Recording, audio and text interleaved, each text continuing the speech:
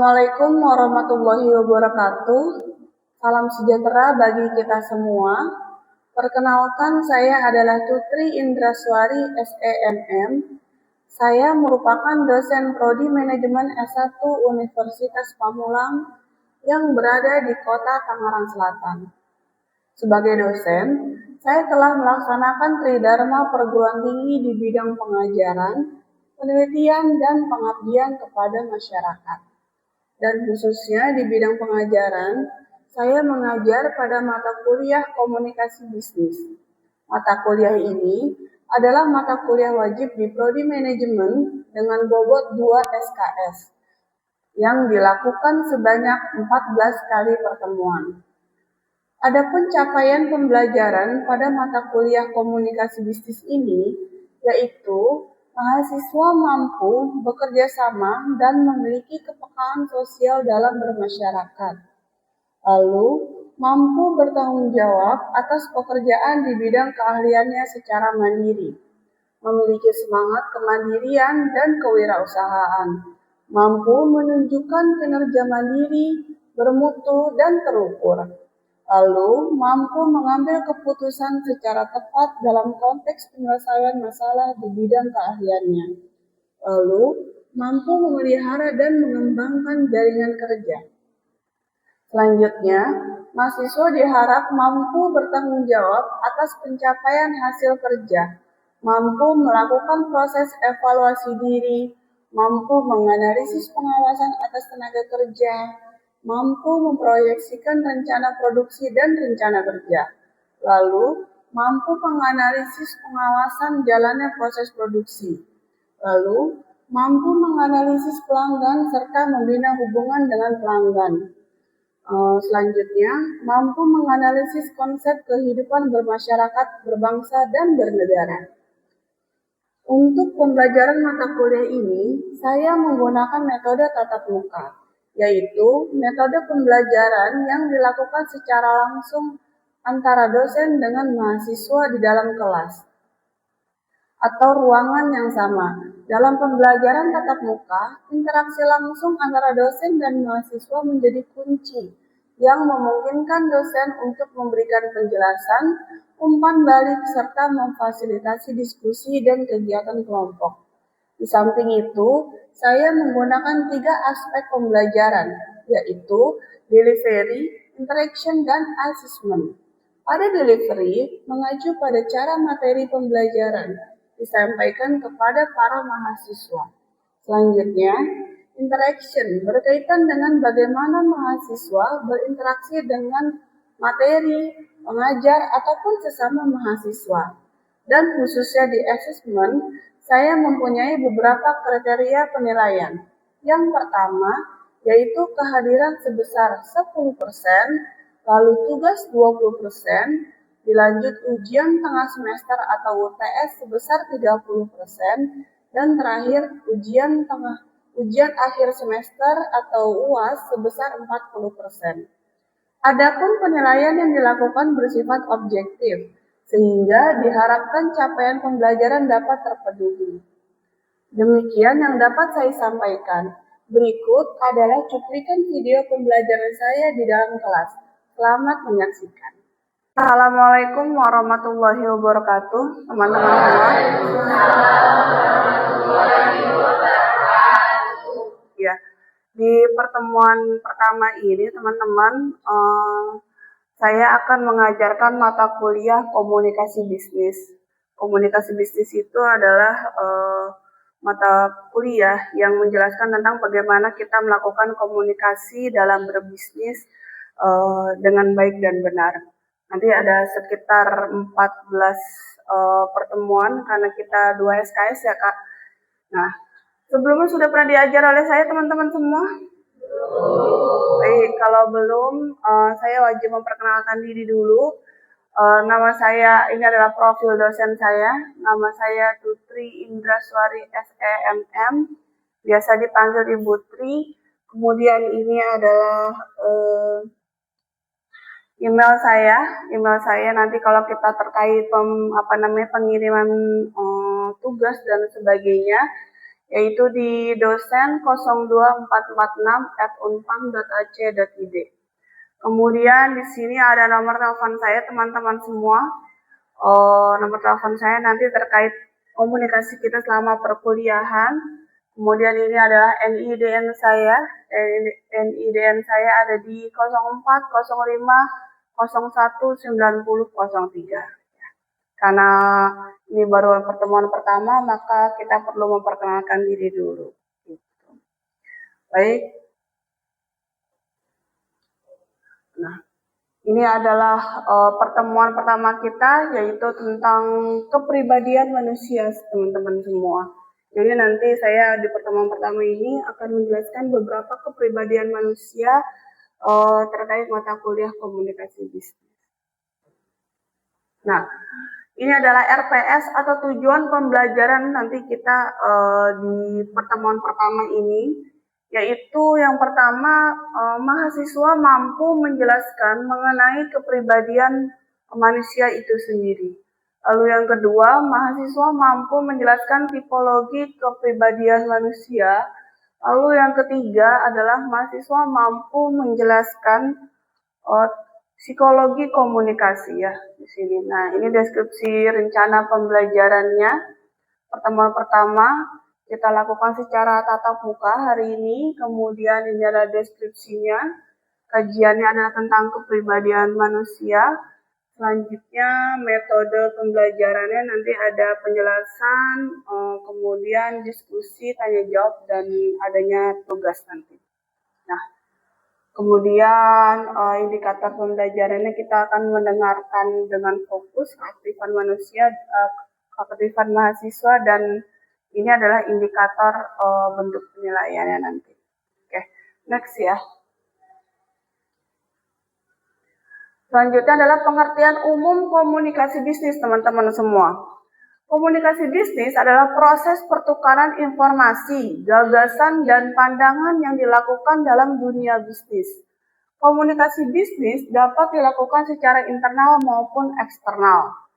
Selanjutnya, komunikasi bisnis dapat diartikan sebagai proses pengiriman dan penerimaan pesan antara individu atau kelompok dalam lingkungan bisnis. Nah, yang perlu kita garis bawahi teman-teman semua adalah ya pesan, pengirim dan penerimaan pesan dalam lingkungan bisnis. Kemudian menurut Rosenberg, komunikasi bisnis adalah suatu tindakan pertukaran informasi, ide, gagasan, instruksi, dan sebagainya yang disampaikan secara personal maupun non-personal melalui simbol atau sinyal yang untuk mencapai tujuan dalam sebuah organisasi.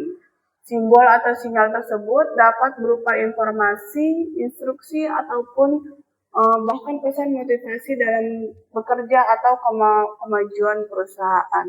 Nah, ini adalah deskripsi dari sedikit pengertian umum tentang komunikasi bisnis, teman-teman. Next adalah tujuan dari komunikasi bisnis adalah yang pertama untuk menjalin hubungan kerja yang baik, juga meningkatkan produktivitas dalam lingkungan kerja. Kemudian komunikasi bisnis merupakan hal yang sangat penting dalam dunia bisnis. Tanpa adanya komunikasi bisnis yang baik antara individu atau kelompok dalam lingkungan bisnis, maka dapat menyebabkan tidak adanya kesepahaman atau kesalahpahaman yang dapat merugikan bisnis. Makanya kalau dalam dunia bisnis atau dalam komunikasi bisnis perlu adanya penyampaian komunikasi yang baik dan benar, gitu ya. Supaya apa? Supaya tidak ada miskomunikasi dan sebagainya. Kita next. Selanjutnya adalah fungsi komunikasi bisnis. Yang pertama, fungsinya adalah informing, memberikan informasi yang berkaitan dengan dunia bisnis ya kepada pihak lain. Ya, karena kalau di kantor misalnya teman-teman kemudian ada pesan dalam bentuk email atau apapun disampaikan antara rekan kerja atau ke klien dan sebagainya. Selanjutnya adalah collaboration, melakukan kolaborasi atau kerja sama bisnis antara seseorang dengan orang lain. Tadi sudah saya jelaskan bahwa di dalam dunia kerja perlu adanya komunikasi bisnis, komunikasi antara dengan rekan kerja atau sebagainya. Selanjutnya adalah persuading, mengaruhi kepada pihak lain agar disampaikan pesan yang disampaikan dapat dipahami dengan baik. Ya, pihak lain bisa klien, bisa teman kerja, departemen lain, dan juga sebagainya. Selanjutnya adalah integrating, mencoba untuk menyatukan diri bersama audiens. Ya gitu. Misalnya nanti kalau di kantor teman-teman mendapatkan pelatihan, kemudian misalnya teman-teman mendapatkan training dan sebagainya. Selanjutnya adalah next. Nah, ini adalah tipe-tipe kepribadian pada manusia, kepribadian tipe 1 yang pertama nih. Jadi nanti teman-teman bisa pahami teman-teman masuk kepribadian yang mana ya. Ada 4 kepribadian. Yang pertama adalah koleris teman-teman. Yaitu yang pertama berkemauan keras, independen, memiliki visi praktis, produktif, tegas dan memimpin. Nah, ini termasuk dalam kategori koleris. Nah, teman-teman sendiri masuk kategori ini apa tidak nih? Biasanya lebih cenderung laki-laki kayaknya ya. Gitu. Kemudian berkemauan keras, independen, memiliki visi praktis, produktif, tegas dan pemimpin, leader. Boleh nggak kalau yang perempuan jadi leader?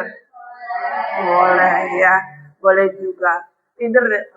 Selanjutnya adalah lalu sifatnya seperti apa? Nah, sifatnya dingin, orangnya cepat puas diri, agak ceroboh tapi dominan, sulit mengampuni, sarkastis, pemarah dan kejam. Nah, ini adalah koleris karena apa? Dia merasa independen dirinya tuh tinggi, gitu ya. Orang yang serba bisa dan sebagainya. Selanjutnya adalah sanguinis. Nah, orangnya ini humble atau hangat, bersahabat, berbelas kasih, responsif, antusias, ramah, banyak bicara. Lalu kekurangannya adalah tidak disiplin, emosinya labil ya, mutan, kemudian tidak produktif, egosentris, agak baper, mungkin kalau istilah anak zaman sekarang, kemudian membesar-besarkan masalah ya, karena bau perasaannya tersebut, maka dia kayak hal yang kecil jadi terbawa perasaan oleh dia. Selanjutnya adalah melankolis teman-teman. Ya, melankolis itu orangnya perfeksionis, ya, perfeksionis, berbakat, analisisnya tinggi, tekun, disiplin dan rela berkorban orangnya. Nah, ini adalah maksud dari orang melankolis. Ya. Lalu kekurangannya apa? Dia pemurung, pembalas, berpikir negatif, kurang bermasyarakat, kemudian terasa teoritis. Gitu. Nah, teman-teman nanti masuk ke kategori yang mana? Terakhir adalah pragmatis. Kalau pragmatis sendiri adalah orangnya tenang, kalem, objektif, diplomatis, efisien, teratur, cuek orangnya, tidak peduli, kemudian praktis dan humoris. Tapi kekurangannya adalah orangnya agak pelit nih teman-teman. Kemudian egois, tidak punya motivasi, tidak tegas, cari aman sendiri, gitu. Kemudian agak penakut dan cepat khawatir. Nah, coba dari keempat tipe-tipe kepribadian ini teman-teman kira-kira masuk yang mana? Ya. Oh, enggak ada. Ya, jadi ada 4 ya teman-teman. Ada koleris, sanguinis, kemudian melankolis ataupun pragmatis. Bu, saya kayaknya keempat-empatnya ada semua deh Bu kayaknya. Tergantung kondisi dan situasi kayaknya gitu ya. Iya. Atau mungkin teman-teman sendiri bisa masuk ke, oh saya kayaknya yang positif-positifnya aja sih Bu saya gitu. Ya, kalau bagian bawah-bawahnya kayaknya enggak deh Bu, kayak seperti itu ya. Nah, selanjutnya ini adalah tipe-tipe kepribadian manusia gitu, dan ini bisa berubah nggak? Ya bisa berubah. Jadi kalau teman-teman, oh saya tipenya ternyata tipe melankolis Bu gitu, bisa berubah nggak ya? Biasanya manusia berubah karena kondisi lingkungan sekitar, biasanya seperti itu. Selanjutnya kita next. Nah, Lalu ada tipe kepribadian kedua, Kak. Nah, ini lebih mendalam lagi. Kalau tadi kita diklasterasikan ada 4 kepribadian, sekarang untuk tipe 2 ada 2 kepribadian yang paling familiar nih sama teman-teman sekalian ya.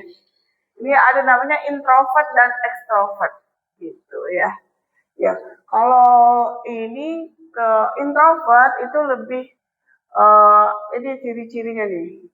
Ciri-cirinya, sedangkan kalau extrovert ini juga ciri-cirinya. Saya bacakan yang pertama, teman-teman yang introvert adalah biasanya secara teman lebih sedikit tapi sangat dekat, Kak. Biasanya dia lebih intimate istilahnya kalau zaman sekarang ya. Temannya hanya beberapa tapi teman dekat banget yang bisa lebih mengerti karena dia memang orang-orangnya termasuk kategori introvert. Lalu yang dibandingkan dengan extrovert, kalau extrovert itu temannya banyak banget temannya, tapi kurang deket gitu, kurang deket banget. Jadi orang-orang extrovert ini karena pandai bergaul, temannya banyak, tapi terasa kurang dekat. Hanya mungkin teman dekatnya hanya beberapa gitu ya biasanya.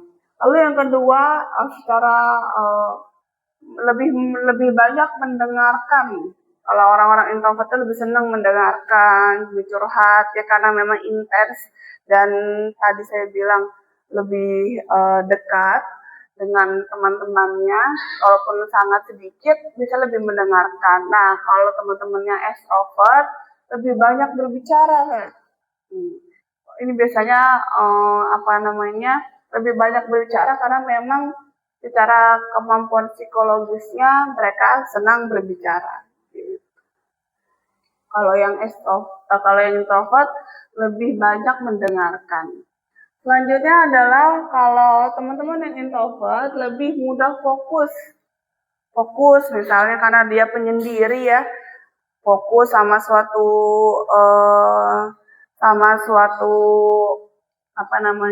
kondisi dan situasi, lebih fokus jadinya. Selanjutnya adalah mudah terdistraksi, gampang diganggu, kurang fokus. Misal lagi ngerjain tugas, tiba-tiba temannya ngajakin main atau ke kantin, tuh dia mudah terdistraksi, tidak mudah fokus. Gitu.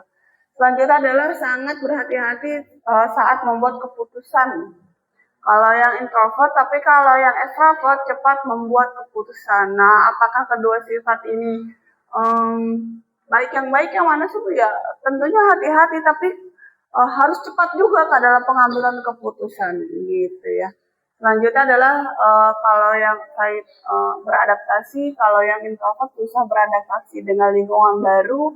Selanjutnya kalau extrovert cepat beradaptasi dengan lingkungan yang baru. Ini sudah. Selanjutnya nih, apa sih faktor penentu tipe-tipe kepribadian Kak? Jadi yang pertama adalah faktor genetik ya. Genetik sendiri, otak introvert memiliki aliran darah yang lebih besar melalui lobus frontal dan thalamus anterior.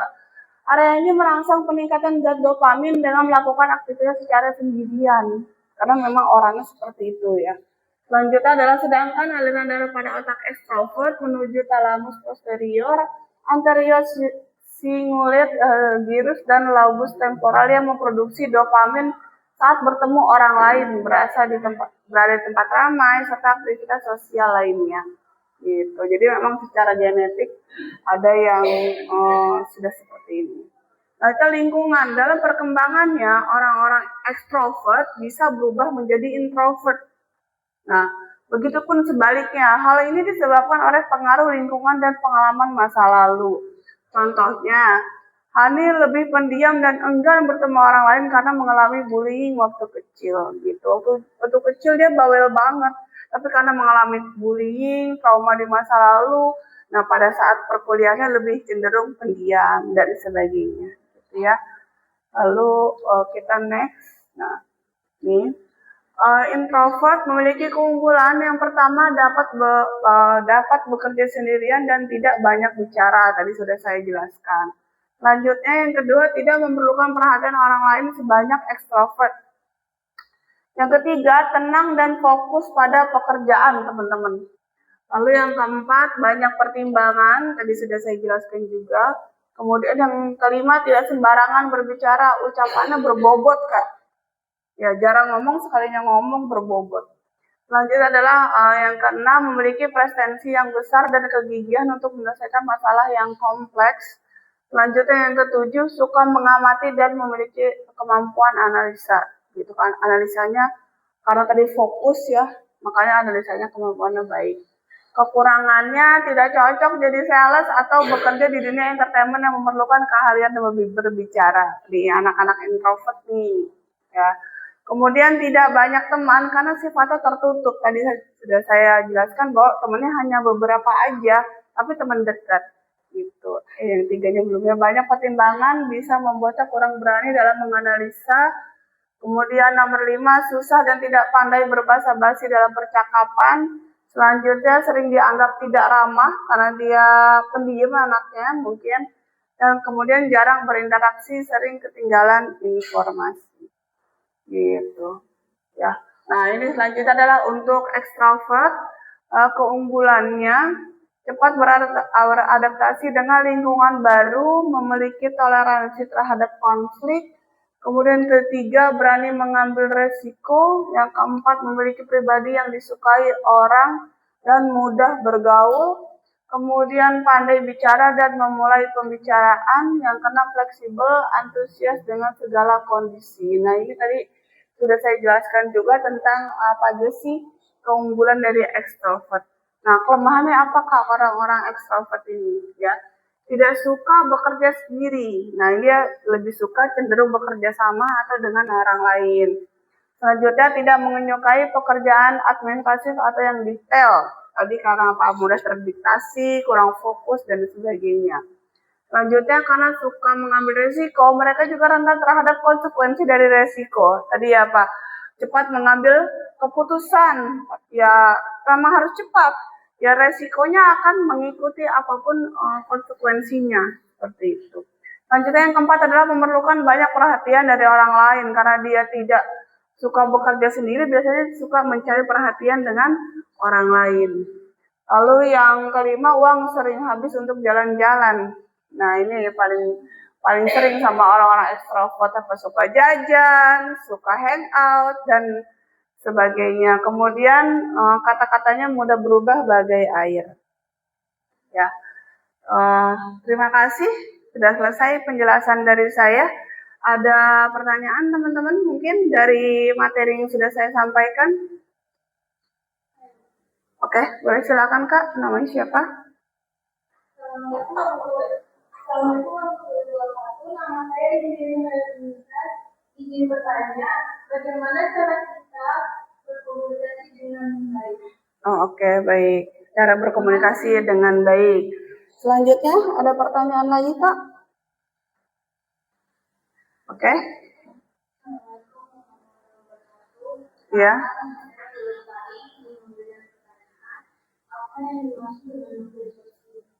Oh, oke, baik. Ya, selanjutnya ada lagi? Oke, silakan Kak. Iya.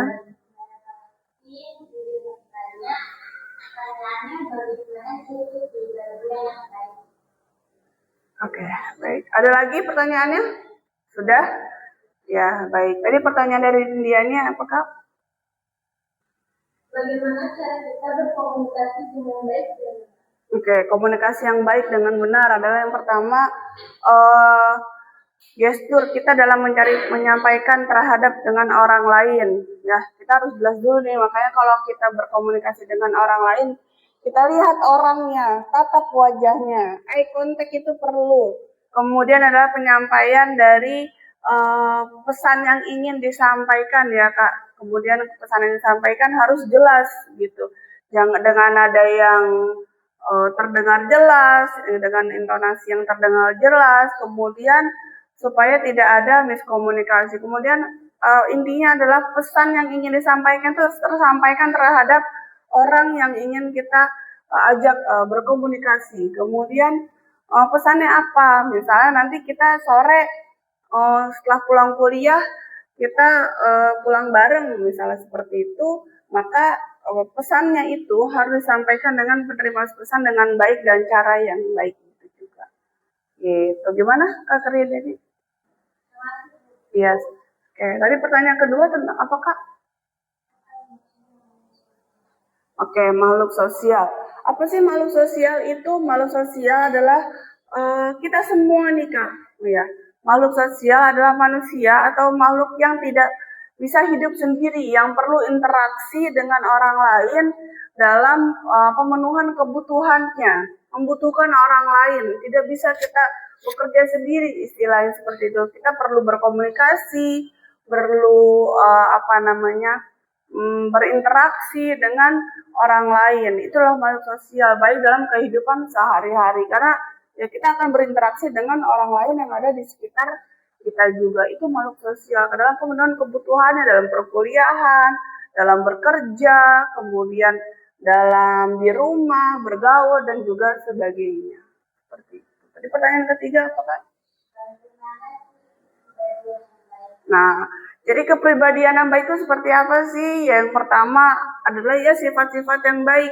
Yang pertama kita harus jujur, tidak berbohong gitu ya. Kemudian pemberani, cepat mengambil pemberani, kemudian bertanggung jawab, cepat mengambil keputusan juga. Kemudian ya sifat-sifat yang baik. Kemudian apalagi ya toleransi, kemudian penyabar ya, segala sifat-sifat yang baik perlu ada dalam diri kita ya, seperti itu. Jadi contohnya misalnya kalau teman-teman contohnya ada dalam situasi yang tidak diinginkan oleh teman-teman, misalnya mau ke kampus, kemudian ban motornya pecah di jalan, harus sabar Kak, jangan jadi pemarah gitu ya. Kemudian waktu dosennya telat lagi dan sebagainya gitu ya. Kemudian ada pertanyaan lagi? Sudah dijawab semua ya Kak. Baik. Nah, ini tadi sudah saya jelaskan bahwa bagaimana sih tentang kepribadian.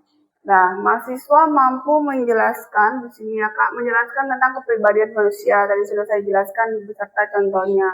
Selanjutnya adalah mampu menjelaskan tipologi kepribadian manusia, kemudian mampu menjelaskan psikologi tentang komunikasi dari pertanyaan teman-teman. Gitu. Kemudian tadi sudah mampu menjelaskan psikologi tentang komunikasi. Contohnya. Nah, kemudian karena pertanyaan sudah tidak ada, teman-teman, saya akhiri untuk pertemuan ini ya. Nanti untuk absensinya saya akan lakukan di akhir, nanti saya akan panggil, dan untuk pemberian tugasnya saya nanti akan memberikan tugas tentang apakah kategori teman-teman termasuk kategori koleris, sanguinis, melankolis, atau flegmatis ya teman-teman nanti ini. Ini tugasnya, kenalkan diri kita, kemudian nanti tugasnya bisa dikumpulkan di pekan depan. Baik, terima kasih. Itu saja yang ingin saya sampaikan. Assalamualaikum warahmatullahi wabarakatuh. Waalaikumsalam warahmatullahi wabarakatuh.